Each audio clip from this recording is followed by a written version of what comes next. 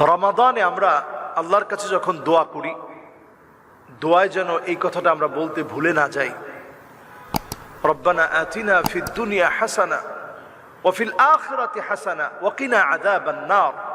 আপনারা মনে মনে বলবেন যে দোয়াটা তো আমাদের প্রত্যেকেরই মুখস্থ আছে, কিন্তু এই দোয়াটা এত দামি দোয়া, এই দোয়াটা যদি শুধু আপনি একটু বুঝে বুঝে বুঝে বুঝে যদি একটু অ্যানালাইসিস করেন, দুনিয়ার সমস্ত কল্যাণ আল্লাহর কাছে আপনি চাইলেন, আখিরাতের সমস্ত কল্যাণ আপনি চাইলেন, কি বাদ আছে?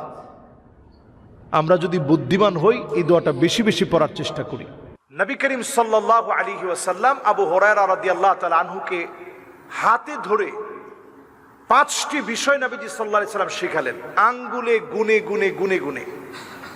1 নাম্বার, ইত্তাকিল মাহারিম তাকুন আ'বাদান নাস।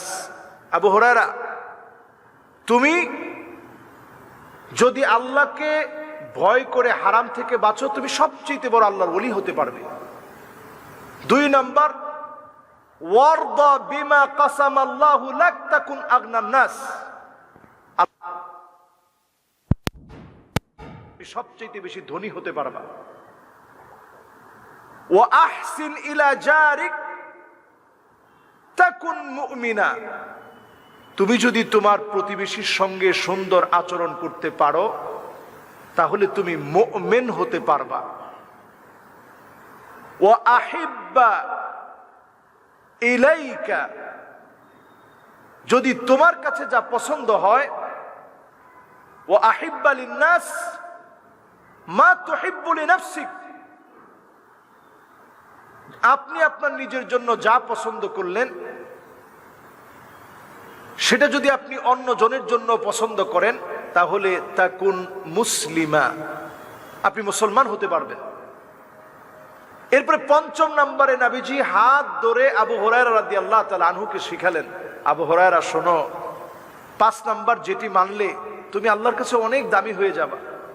সেই 5 নাম্বার বিষয়টা হচ্ছে, নবীজি বললেন যে বেশি হেসো না।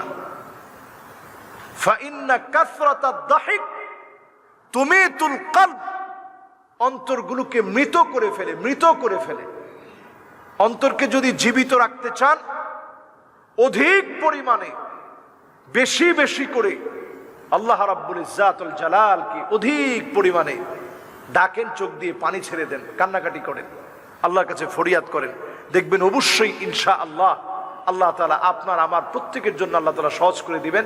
এই 5টি বিষয় আঙ্গুলে গুনে গুনে নবীজি শিখিয়ে বললেন, তুমি নিজে আমল করবা আর